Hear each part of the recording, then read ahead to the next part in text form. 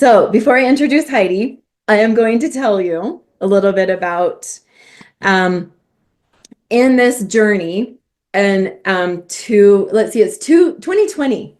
Okay, so 2020, this was another little phase of my adventure.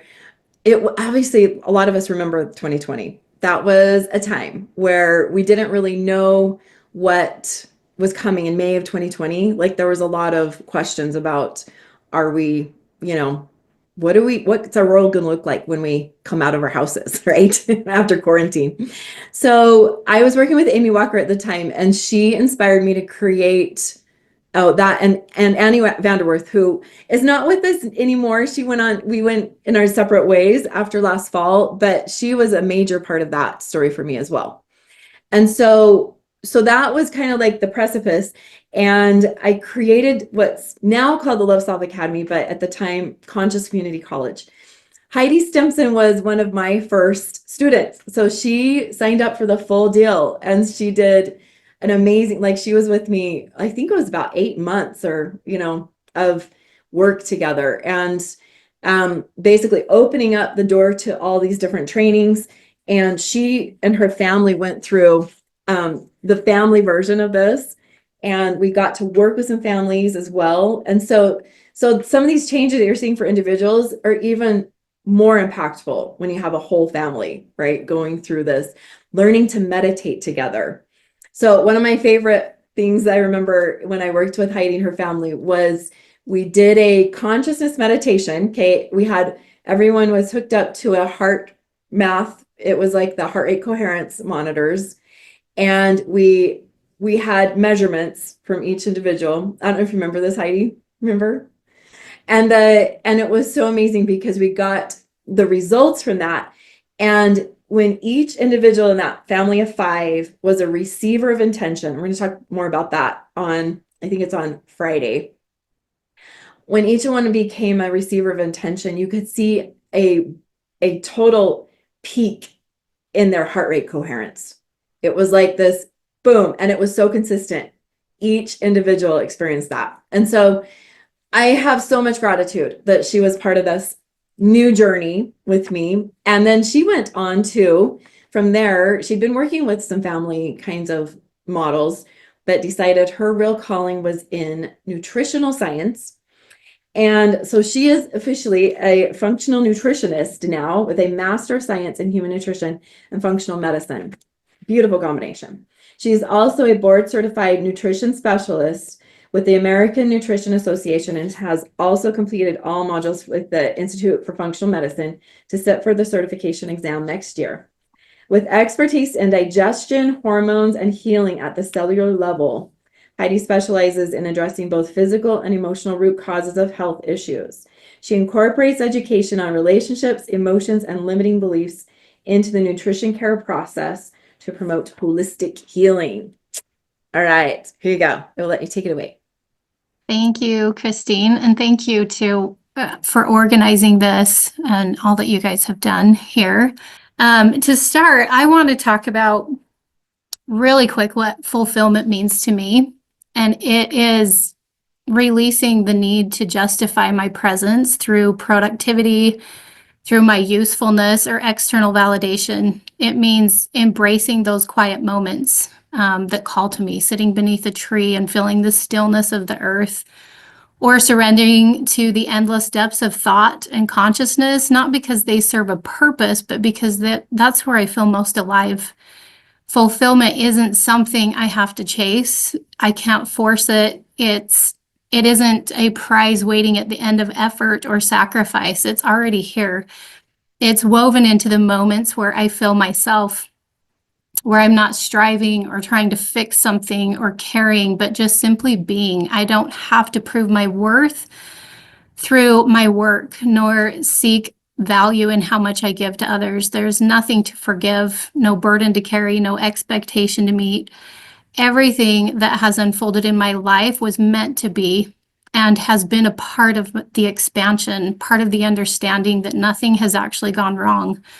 And in this, I meet myself with deep compassion, offering softness where there has been pressure, gentleness where there has been expectation.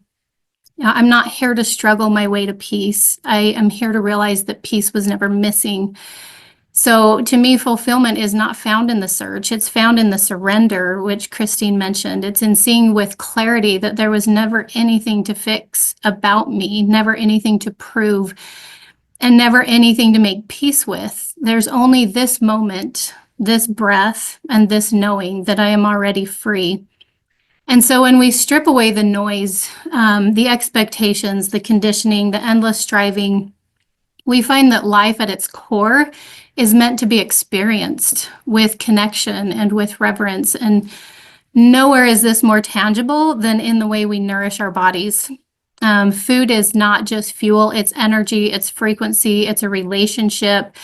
It is the bridge between the physical and the unseen, between the earth and our bodies, between survival and true vitality. But in a world that has turned eating into numbers, calories, macros, trends, we've lost something sacred. We've forgotten how to love real food, how to taste with presence, and how to honor the life-giving nature of what we eat. So my goal is to bring us back to that, to awaken a deeper appreciation for food, not as something to control or fear, but as something that to be in a relationship with, to see it once again as a source of energy, a source of love, and a source of connection to the world around us. So we often think about nutrition in terms of proteins, fats, carbs, vitamins, minerals, but what if we looked at food as information, as energy that has the power to either elevate or lower your frequency? Food isn't just about calories, it's about light, it's bioelectricity, it's quantum energy exchange. And so today I want to explore how food impacts the body beyond digestion, how it affects your energy field, your DNA, your mitochondria, your brain, and even the way your cells communicate. So sunlight, as we all know, is the foundation of all life on Earth. Plants absorb it to produce oxygen and food. Mammals use it to synthesize vitamin D, to regulate our circadian rhythms, and to triggers neurotransmitter production in the brain. We now know that light plays a fundamental role in human health and consciousness, and this has led to groundbreaking research in light-based therapies, where scientists are exploring how specific frequencies of light can influence our nervous system, our mitochondria, and even the immune system, like examples shown here on the screen. But there's another aspect of light that we don't often talk about, and that is the light that living organisms produce and store. And this is where we enter the fascinating world of biophotons, which are tiny flashes of light emitted by all living cells, including our own. And these ultra-weak light emissions are part of cellular energy production. They play a role in communication between our cells. Biophotons, real quick, were first observed in the 1920s by Alexander Gurwitch, who detected ultraviolet light coming from onions. And his work was initially dismissed, and decades later, it was German biophysicist Fritz Albert Popp proved that healthy cells emit coherent, organized light, while stressed or diseased cells emit chaotic, disorganized light, and he coined the term biophoton. But essentially, your cells store and emit light as a form of bioinformation that shapes your health at the energetic level. So this brings us to DNA, and your DNA doesn't just store genetic information, it stores and emits light. Research has shown that DNA is a primary source of biophoton emissions in your body, meaning that the very blueprint of your body functions not just chemically, but energetically. There's a study published in Scientific Reports that confirms this DNA consistently emits ultra-weak photons, revealing a previously unseen aspect of its role in cellular function. And another study found that this light emission is highly structured, and it acts more like a laser rather than a random flicker. So when DNA's shape was altered, the light patterns changed. So this reinforces the idea that our genetic material isn't static. It's very, very energetically dynamic.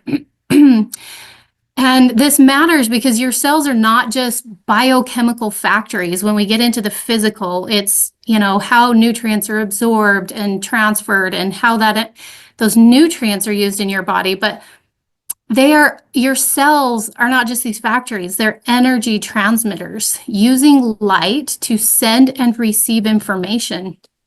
So this has profound implications in our health. DNA's biophotons may help regulate bodily processes beyond what we currently understand. And the quality of our food directly affects the strength and coherence of these emissions.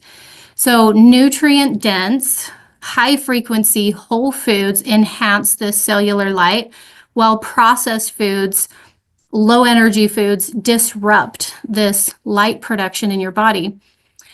So we've seen that DNA emits these biophotons. You guys, we make light. You make light in your body. You are producing light. And they are these tiny pulses of light that may play a role in communication in your body. But it's important to talk about where the energy or where the power for this light comes from. And that is in what are known as mitochondria. And these are the true energy architects of your body. So DNA is the blueprint, but mitochondria are your power source. DNA may emit light, but mitochondria determine how much energy is available to sustain that light. They don't just make energy, they control how it flows in your body. So think of these as little quantum processors, and they determine where and how energy is used at the deepest level of your cell. So healthy mitochondria equals stronger, more coherent biophoton emissions.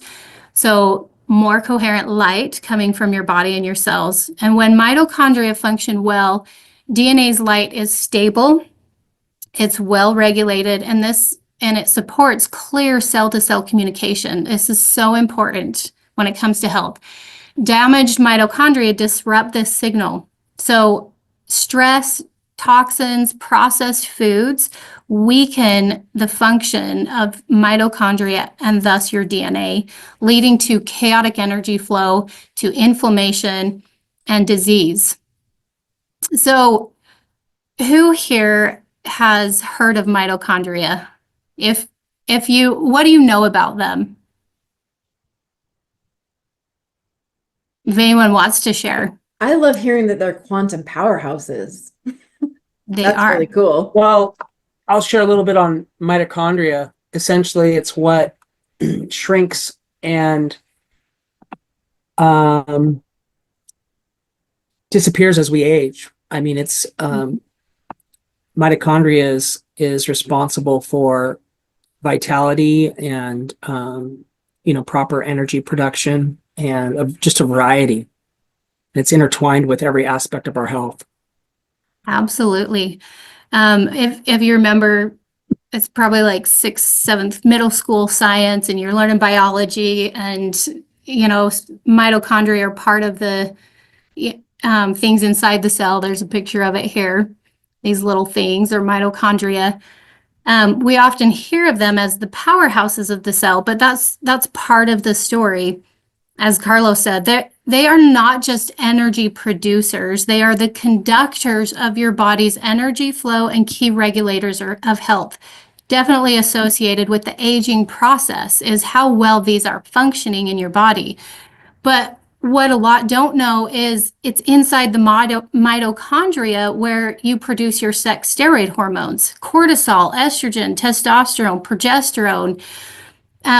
Mitochondria regulate thyroid activation, influencing metabolism. They control calcium balance, that's crucial for muscle function and neurotransmitters.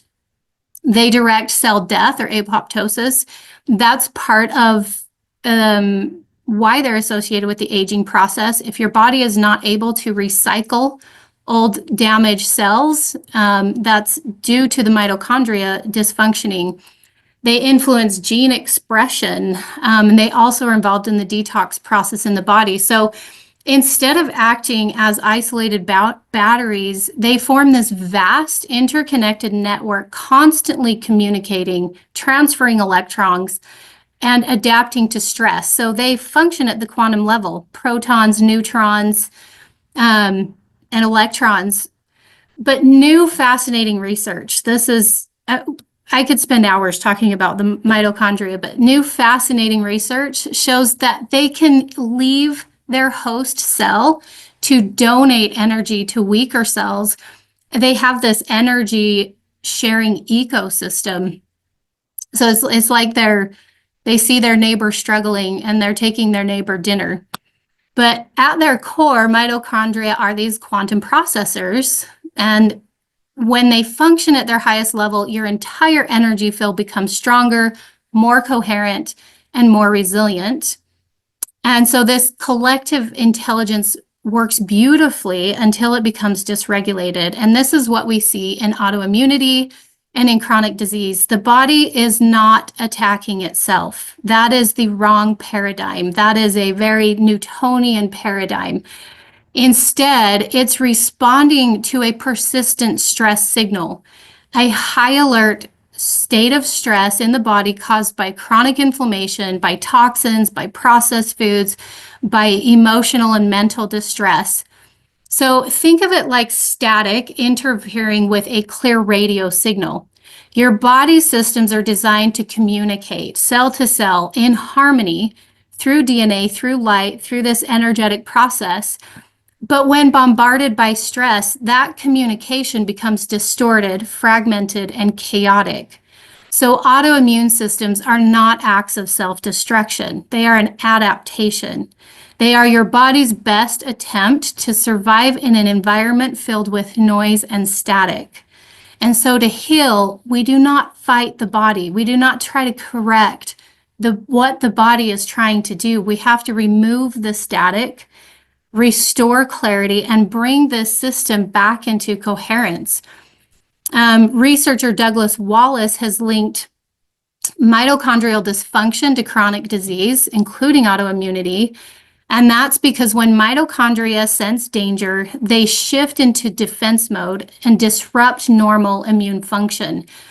This especially impacts what are known as T regulatory cells, or Tregs, and these are the peacekeepers of your immune system.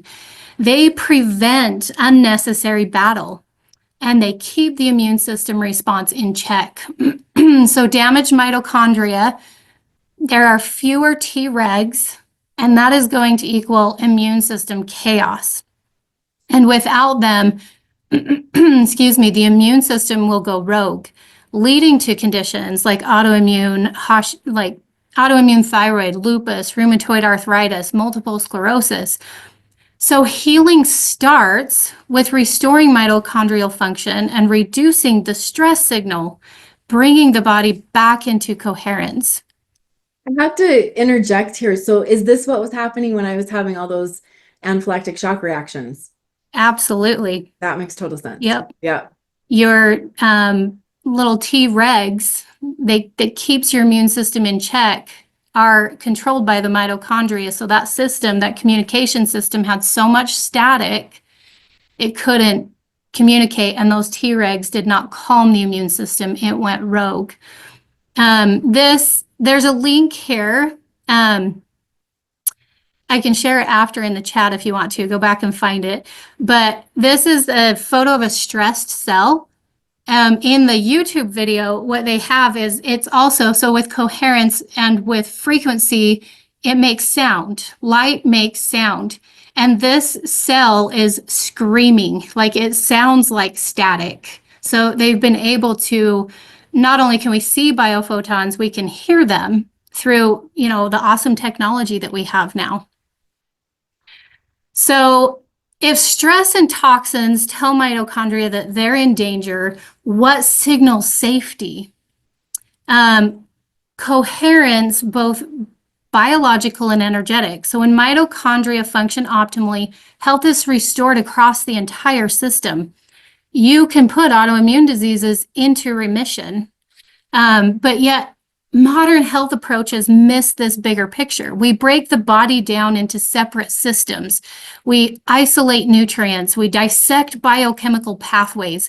And while this reductionist lens has brought incredible knowledge, it often pulls us way out of context. We focus so much on individual mechanisms that we forget to look at how energy flows, not just in the body, but in nature, in communities, and in consciousness itself. This mindset has really led to this dangerous misconception, and that's the belief that mitochondrial dysfunction can be fixed with supplements alone, or because they're not just machines that need more fuel. If they sense stress, if there are toxins or there's toxicity, you can't use more CoQ10. You can't get more NAD. You can't go get the, nutrition. I totally lost my, injecting it to go and sit and have those nutrients put into your bloodstream. You cannot heal mitochondria with a supplement. Instead, when you do this, when you put more into a system that's already so full of static, it's not going to correct itself. It can even cause more issues. So throwing nutrients into a system stuck in defense mode can make things worse. So healing mitochondria isn't just about giving them what they need. It's changing the entire terrain so they naturally return to this state of coherence where they can communicate again.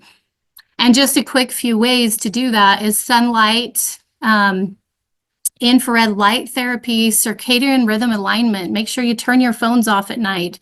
Turn and wake up early and get the sunlight directly on your face and your eyes, and a diet rich in polyphenols and omega-3s. This strengthens the membranes and the energy flow in the mitochondria. To function at their highest, they need more than nutrients. They need an environment that signals safety, coherence, and connection. And we won't dive deep into the gut today, but it's too important not to mention here.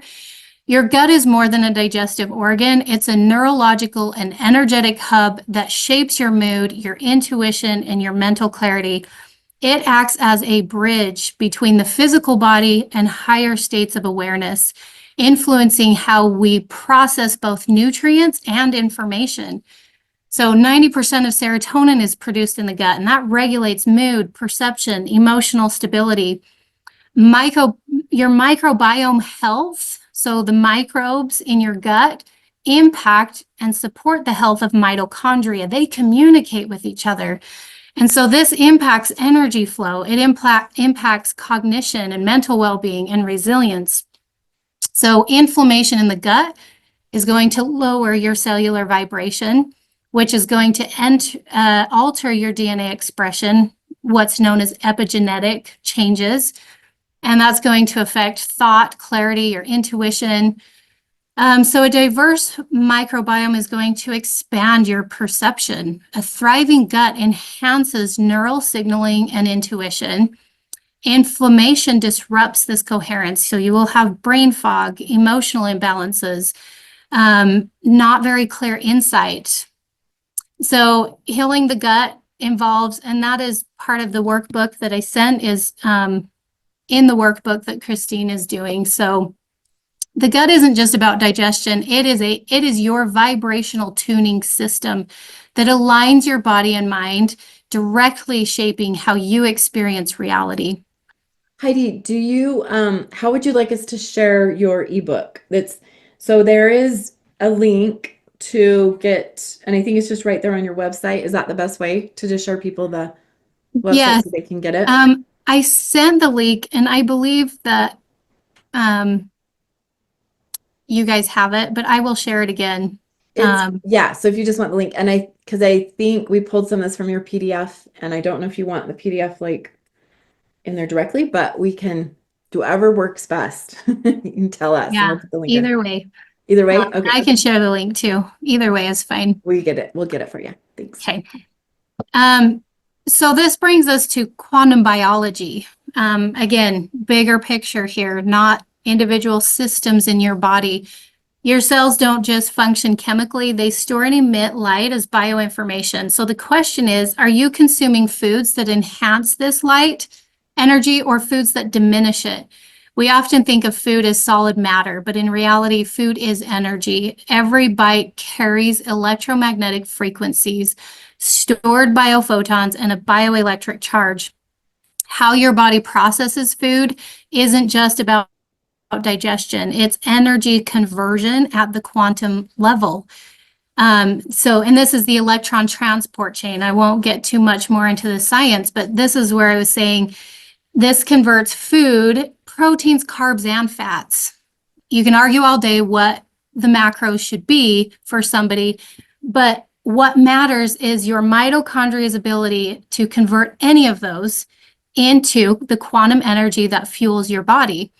Healthy cells maintain coherent energy flow, and diseased cells exhibit chaotic energy. So when you consume high vibrational light-filled foods, you feed your body with this coherent energy that enhances all of your cellular processes. In contrast to low vibrational processed foods, introduce chaotic energy into your body. And this is, we have the technology to measure this. Findings show that fresh, organic, unprocessed foods emit significantly more light than conventionally grown or processed foods. Raw vegetables, sprouted grains, and fruit contains the highest level of biophotons. Highly processed, refined, and artificial foods emit little to no biophotons. So the more light a food holds, the more energy it's going to transfer to your cells. This is why people who eat whole living foods often experience greater energy, more mental clarity, and emotional stability. So processed foods, especially those high in sugar, refined oils, and preservatives, they lack this biophotonic energy. So they fuel what's known as oxidative stress. If you've heard of that, that's when your mitochondria is stressed. It disrupts cellular communication. It weakens your mitochondrial function. And research is continually linking processed food diets to inflammation, to gut dysbiosis, to brain fog, and to chronic fatigue. So now that we understand the science, I'll quickly break it down into simple, actionable steps that you can start applying today. And the first is prioritize light-filled whole foods that are fresh, locally grown when possible, because those are going to produce the highest levels of biophotons. The fresher the food, the more light it's going to still contain. Raw foods, fruit, vegetables, sprouts, herbs, they retain more vibrational energy than heavily cooked or processed foods. In that last picture, you can see the comparison, you've got raw meat, and this is medium rare cooked meat. This is an organic mushroom and a commercially grown mushroom. This is a raw organic tomato, and this is slightly cooked. Still has light, so I still lightly steam my vegetables. But the fresher, the better. So eat more gut-friendly foods. Your gut is your vibrational tuning system. If it's inflamed or imbalanced, it's hard to maintain energy levels. So fiber, biggest thing here, helps regulate the gut-brain axis. Prebiotic foods, asparagus, onions, garlic, they support healthy gut bacteria. And polyphenols, berries, cacao, green tea, they reduce oxidative stress in the gut, so support your mitochondria. And this is how nature works. The body is a cooperative system, just like forests, ecosystems, and societies. The whole thrives in connection. We are not separate. We are one collective whole. From mushrooms exchanging nutrients underground through a vast communication network to microbes in the air regulating planetary health, nature is built in cooperation. And we've forgotten that. Our well-being is inseparable from the earth. It is inseparable from the air that we breathe and the soil that nourishes our food. And the longer we deny this, the sicker our terrain, both internal and external, becomes. But our mitochondria have not forgotten. They still listen to the signals of the whole, responding to the environment that you put them in. And maybe it's time we listen to. Imagine waking up mentally clear, emotionally stable, and physically vibrant, every cell in your body operating at its highest potential. This is what happens when you nourish yourself with light-filled, high-frequency foods. You're not just eating for physical health, you're eating to restore the balance within you and within the world around you. So over the next 24 hours, I invite you to try this experiment. Eating only high biophoton living foods. Choose fresh, colorful whole foods. Hydrate with water. Water, if I had time, we could go into that, but water is the medium that energy moves through. So you need to be hydrated.